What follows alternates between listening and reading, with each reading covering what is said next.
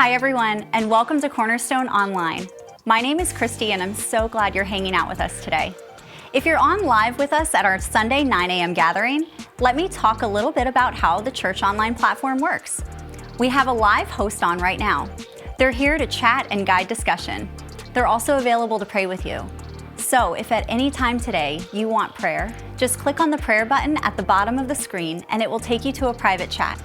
If you're watching it later on in the week, we still would love to partner with you in prayer. Simply email us at prayer@cornerstonenj.org and a staff member will get back with you.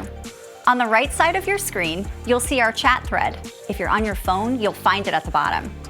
You're welcome to join in on discussion in the chat, say hey, and participate in the service. Today, Tyler Roberts is continuing our series, A Habit of Practice. Before he starts, let's take a moment to reflect and prepare our hearts for what God may have in store for us today.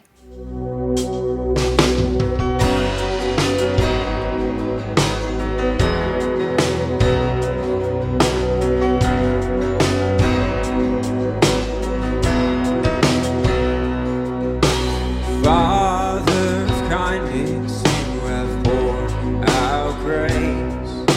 You brought me out of darkness, you have filled me with peace.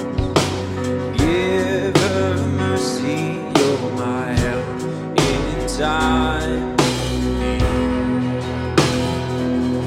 Lord, I can't help but sing. Faithful you are, faithful forever you will be. Faithful you are. All your promises are yes and amen. All your promises are yes and amen.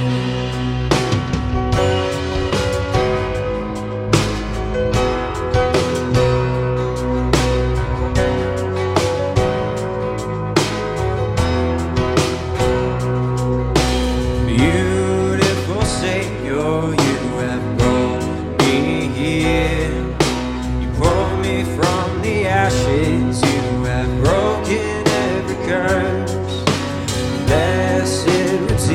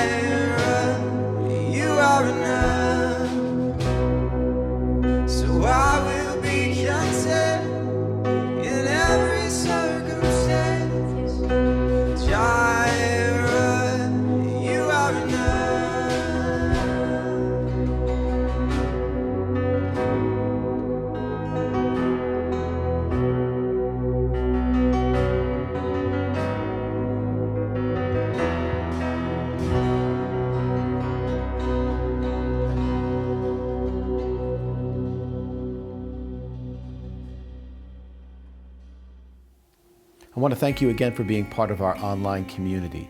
We've been learning in this Habits of Practice series that there are certain practices we engage in response to God's great love for us that change us into the people He wants us to be. And giving is one of those spiritual habits. So giving is something that we do regularly. We do it in season and out of season, weekly or monthly or however we do it, so that regularly we're giving to God as a way of worshiping Him and giving thanks to Him. Now, on top of that, there are times when on top of our regular giving, we do something simply out of love for others, compassion, or worship of God. This is the first Sunday of the month, so I want to remind you that it's when we call attention to our benevolence fund. Our benevolence fund is a fund that the elders use to meet specific financial needs of people in our congregation. So we encourage you to continue to generate the habit of generosity through regular giving.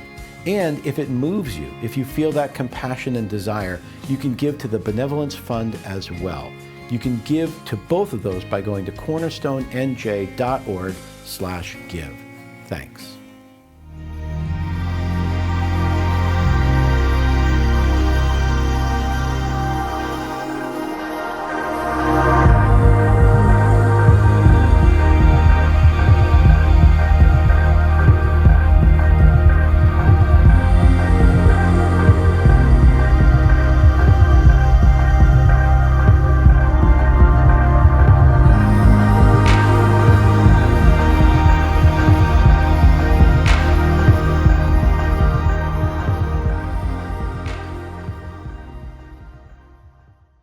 Hello, my name is Tyler Roberts, and I am the discipleship pastor here at Cornerstone.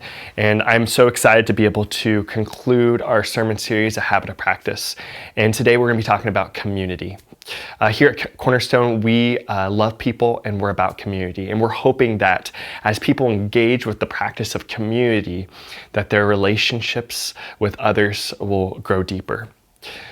Before we jump into that, I want to tell you about a little story that my son loves.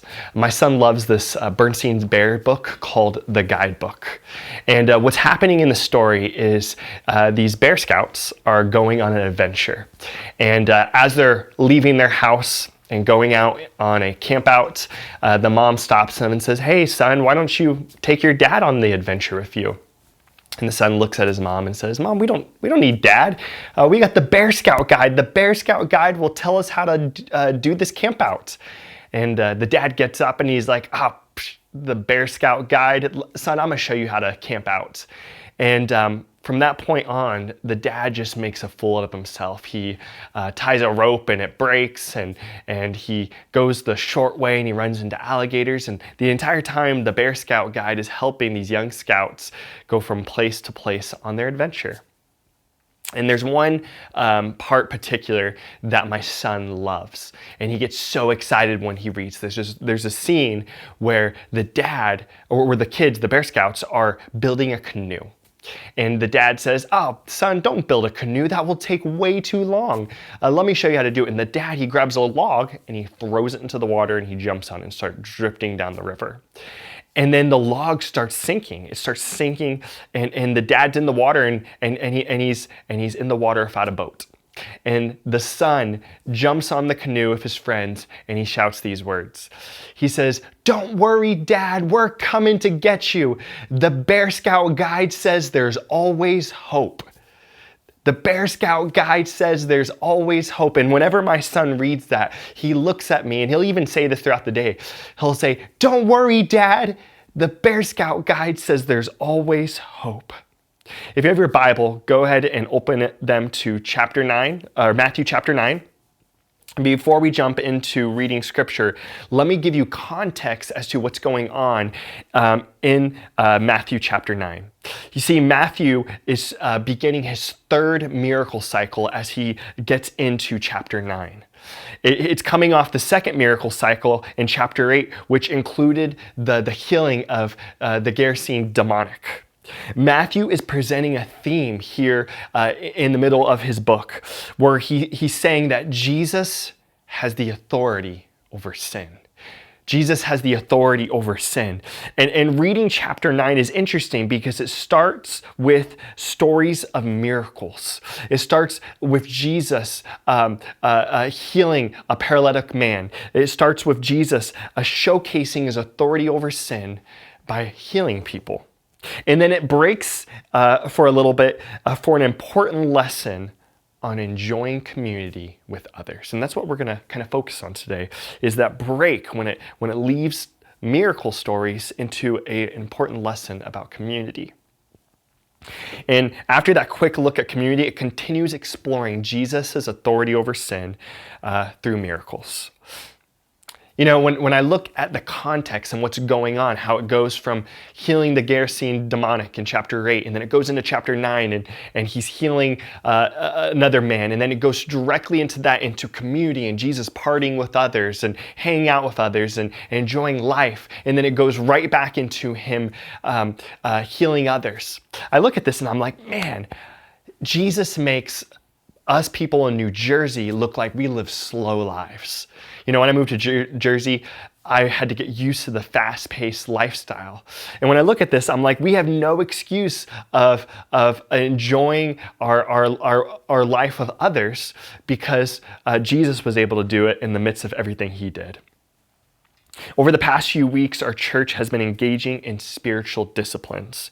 We've been practicing these disciplines so that we can be formed toward the character of God. But these practices, they're meant to be lived out with others. And that's why we're going to be talking about community. Over these weeks, we've looked at prayer, scripture meditation, worship, giving, serving. And today we're wrapping that series up by talking about community and how we should therefore go and live with others at the supermarket, in our house, wherever we may be. This is a very important week because when we're engaging with God in prayer, scripture reading, worship, serving, we do so through the examination of how we do that in community with others. I'm going to read the entire text, then work our way through the text, examining a few different responses toward community. Matthew chapter 9, verses 9 through 13 says this: As Jesus went on from there, he saw a man named Matthew sitting at the tax collector's booth. "Follow me," he told him. Matthew got up and followed him. While Jesus was having dinner at Matthew's house, many tax collectors and sinners came and ate with him and his disciples. When the Pharisees saw this, they asked the disciples, "Why does your teacher eat with tax collectors and sinners?" On hearing this, Jesus said, "Is it not the healthy who need a doctor, but the sick? But go and learn what it means. I desire mercy, not sacrifice, for I have not come to call the righteous, but the sinners." The text introduces us to a number of different people. We see, as we work our way through the text, let's watch to see how they respond to this new thing that Jesus was doing. Verse 9 again says this: As Jesus went from there, he saw a man named Matthew sitting at the tax collector's booth. "Follow me," he told him, and Matthew got up and followed him. What's interesting is that Jesus is just leaving the site of his last healing somewhere in Capernaum, and he heads towards the toll booth on the edge of town. Matthew's station was probably located on the landing stage of the lake where the commercial ships were passing through, and he was collecting a tax from them. And when I read this text, I feel like I'm reading an autobiography from Matthew. You see, as Matthew's chronicling the story of the gospel of what Jesus had done, I read this, and this is the picture that I get in my mind. As Matthew's telling the story and the amazing things that Jesus has done, from the amazing birth to the authority that he has over sin by healing others. And then he gets to this part, this very intimate part, this very special part of the story for Matthew, because this is the part where Jesus saw him. And I can imagine Matthew writing, and then he gets to this part in the story, and he puts down his pen, and he just thinks of this intimate moment that he had with the Messiah, where Jesus saw him for who he was. And this was very important because a teacher, a rabbi, saw a tax collector, someone who was constantly interacting with unclean Gentiles of the day. And they were known for taking advantage of Jewish people for the sake of Rome. Nevertheless, Jesus goes straight for Matthew. The call of Matthew is a wonderful demonstration of the fact that Jesus pursues. After all, why would he choose Matthew? You see, Jesus, he was surrounded by different people constantly, the best of the best. Many people were attracted to him through his miracles. Yet, as he was going from one miracle to the other, there's a special moment that takes place where we see a community taking place, where he sees Matthew and he calls him. And so my question for today, as we look at Jesus and what he's doing with Matthew, do we pursue others? Do we as Christ followers today emulate Christ by pursuing community? Before you answer, I'm not talking about large group gatherings on Sunday or other places where it's easy to pursue others. But Sundays are a great place to have community, but it can't be our only place. Do we pursue community with our spouses? Do we pursue community with our kids? And that's a good one to note, because with our spouses and our kids, I think we can go through the mundane of life, experiencing different challenges at work or even different challenges as we drive in our cars. And when we get home, the last thing we want to do is sometimes pursue community with our loved ones. But are we doing that? Do we pursue community with our coworkers? Do we pursue community with people that are different than us? Sometimes I worry that through the hustle and bustle of life here in the Northeast, that we don't truly see people. That sometimes we just see shells of people and we just go through the mundane of life, just being there, not seeing those around us. You know, one of my favorite moments with Hudson is when I get home and I get inside and he says, "It is so good to see you." And I look down at my 3-year-old son and I know he means it. It's so good to see you. And I actually saw this in real lifetime situation where these guys, they came over to our house, they were putting flooring in our house.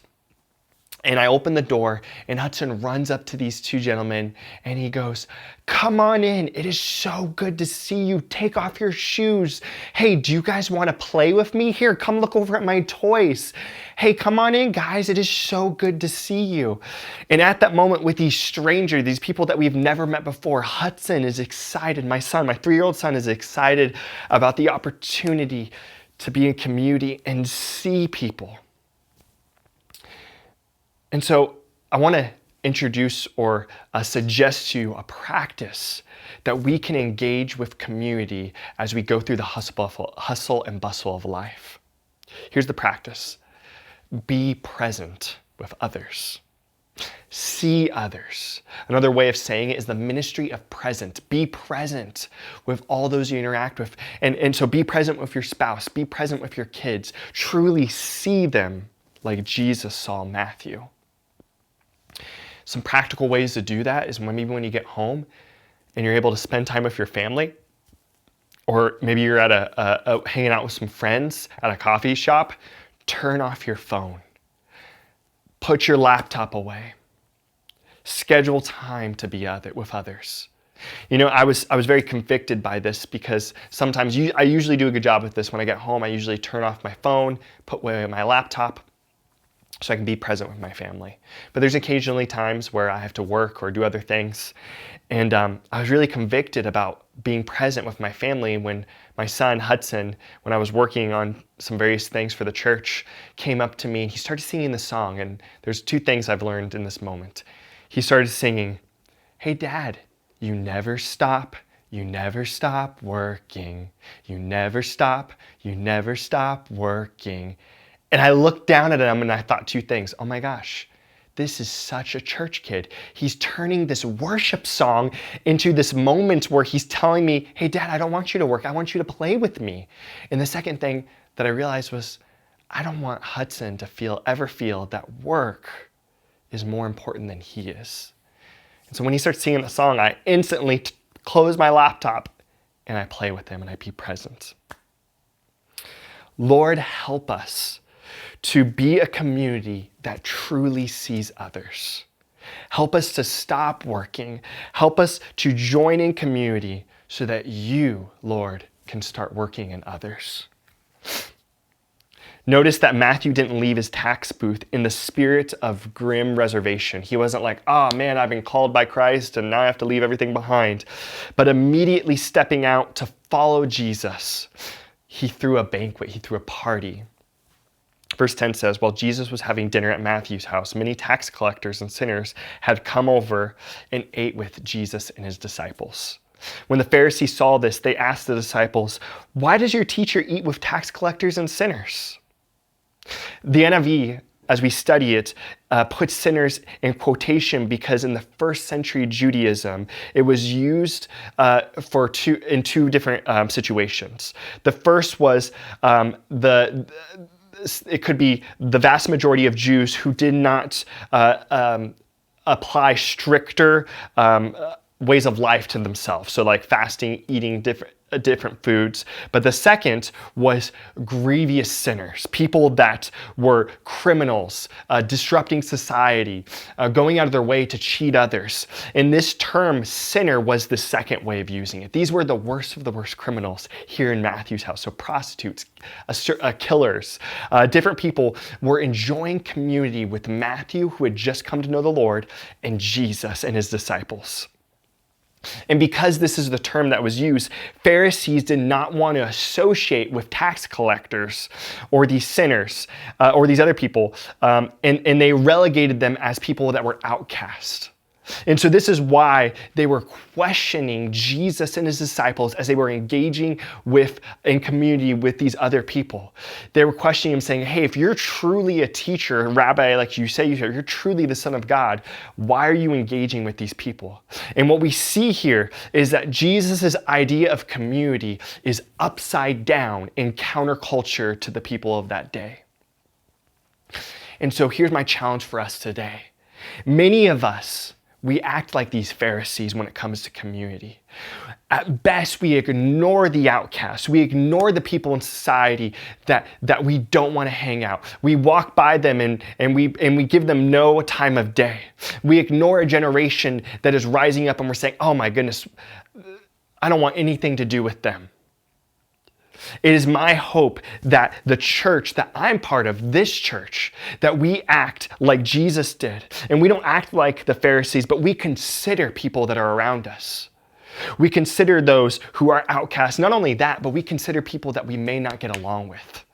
You know, I find this part of the story interesting because what did the Pharisees do when they were upset with Jesus? They didn't go to Jesus, but they went to his disciples.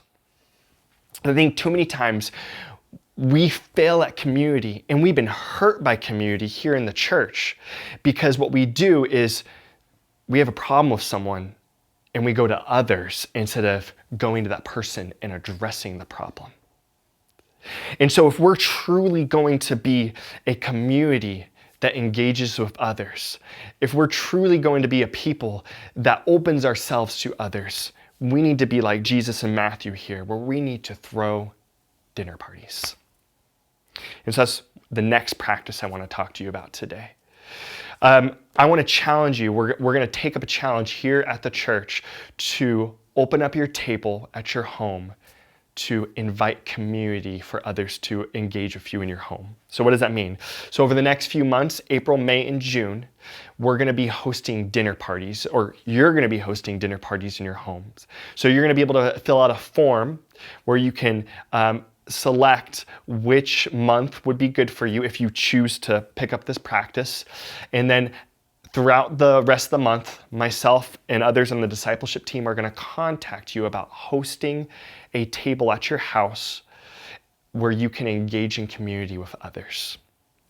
And so there's two ways of doing this. The first is you fill out the card, we reach out and you say, hey, Tyler, I already have some people I've been thinking about that I haven't really engaged with before, but I want to invite them into my home to practice community with them. And I'll be like, great, let us know when you're gonna do it so we can celebrate with you. Or the second way you can do this, you're like, Tyler, I wanna fill out this form, send it in. I call you and say, I wanna invite people in my home that they can sign up to have dinner at my house or whatever you may do. And so what I'm gonna do is, myself personally, is we're gonna have dinner, we're gonna play a few board games because I love board games, and we're just gonna talk and hang out and enjoy each other, and enjoy life with each other. I may even invite some non-Christian friends into this as well. And so there's many different ways that you could do this practice. You can do it with a couple people that you may have not interacted with at the church, while also maybe inviting your neighbor into this practice of community. So if you have any questions about what we're doing with these dinner parties, reach out to myself and I will give you more information, or you can just fill out the card, the thing that's the Google Doc that you're getting online, and I'll reach out to you. And I want to give you another story that I've seen this practice real time.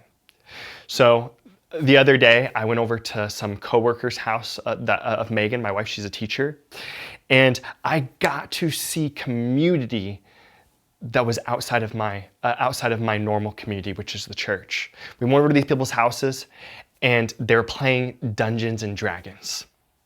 And they're playing the game, and Megan was talking to her coworker, and I was there, and they looked at me and they're like, "Hey, Tyler, do you want to play Dungeons and Dragons with us?" And I said, "Yeah, I'll play." And for the next few hours, I was engaging in community with people that I don't interact with on a regular basis, that don't go to our church, but I was able to do something that they love to enjoy community like we see in this passage.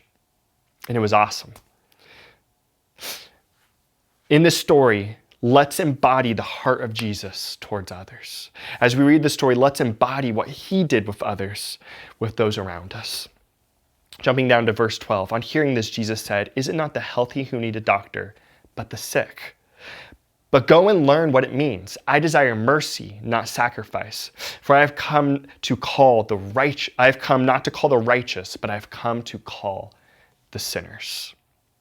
Jesus, what he's doing in this last verse, and then we're going to end, is he's drawing upon Hosea chapter 6, verse 6, in response to the Pharisees.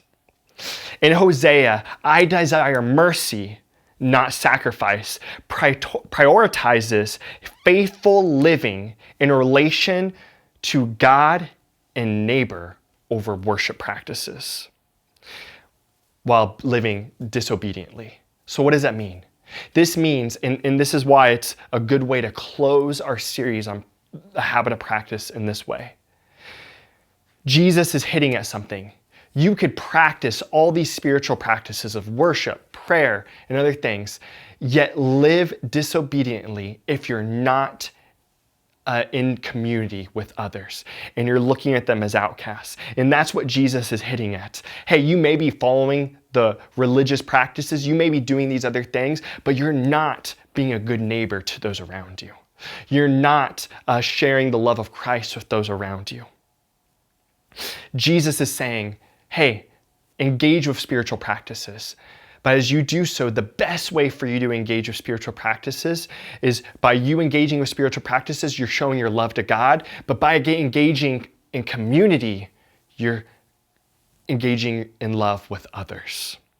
So how are we to engage in this practice of community? It's by loving others. Love. These spiritual disciplines that we've walked through these last few weeks doing the spiritual disciplines without love is meaningless. Jesus demonstrated that all he did on earth was because he loved us.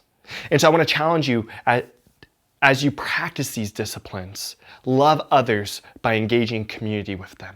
Maybe you're going to host a dinner party. Maybe you're going to go to a dinner party.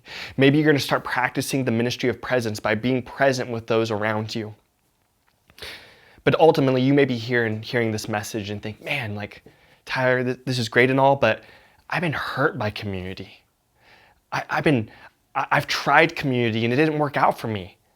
I want to challenge you and say, as we look at the story of Matthew, here's someone who is outcast by the Pharisees. Someone who the Pharisees, the religious leaders of that day, had nothing to do with. Yet I want to challenge you to try to step back in community because what Jesus did, He didn't care what the religious leaders did, but he decided to step in community with others and risk it all. And I think that's a beautiful example of what we see. We see him engaging with sinners in community, and then right before we die, we get a perfect picture of his heart for sinners on the cross. Luke chapter 23, verse 38 says, "There was written a notice above him, and it read this, 'This is the King of the Jews.'" Verse 39, it says, "One of the criminals who hung there hurled insults at him. 'Aren't you the Messiah? Save yourself and save us.' But the other criminal rebuked him. 'Don't you fear God?' he said, 'since you're under the same sentence?' We are punished justly, for we are getting what our deeds deserve.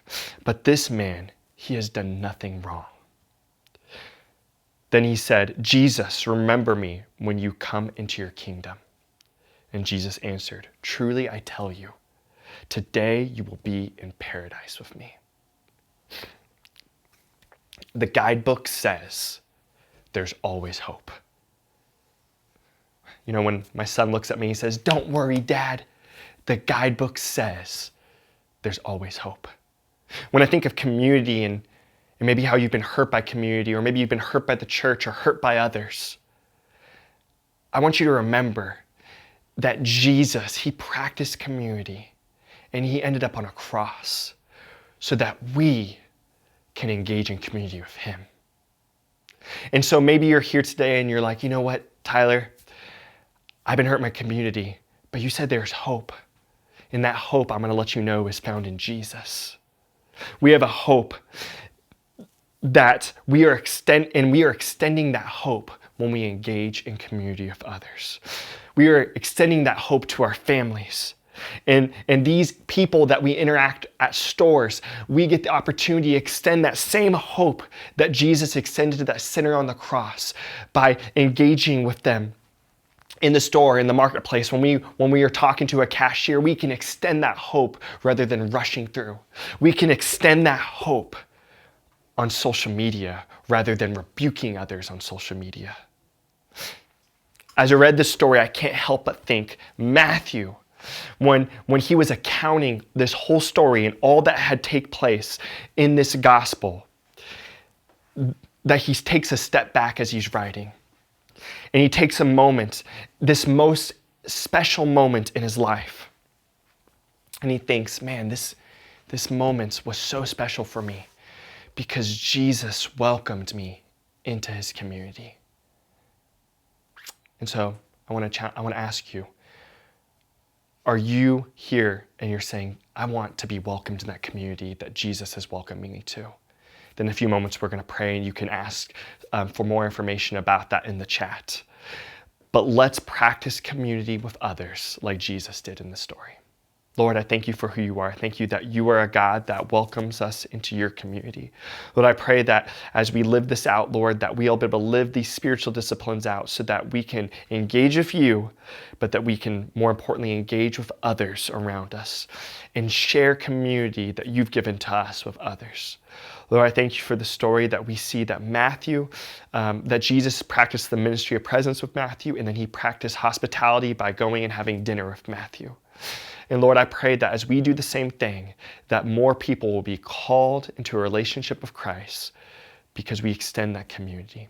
In your name, and all God's people said, amen. God bless you. Hey everyone, welcome back. I've got some announcements for you about some things happening at Cornerstone in the coming weeks. For the entire month of March, we will be collecting hygiene products for City Relief. If you'd like to join us in this outreach, you can drop off travel-sized hygiene products to our church office all throughout the month of March. We've got a women's pop-up event on March 18th. They're having a comfy, cozy movie night. They're going to watch Father of the Bride at 7:30 p.m. in the MMC. So if you want a chill, laid-back night to meet new people, make new friends, mark your calendar for March 18th, and don't forget to bring your fuzzy slippers and a cozy blanket.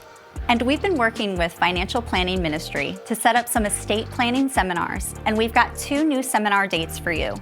At these meetings, Financial Planning Ministry explains how to protect your assets for the people in ministries that you care about. It's all from a biblical perspective, and it's completely free. We've got 2 options for you, an in-person and a Zoom meeting.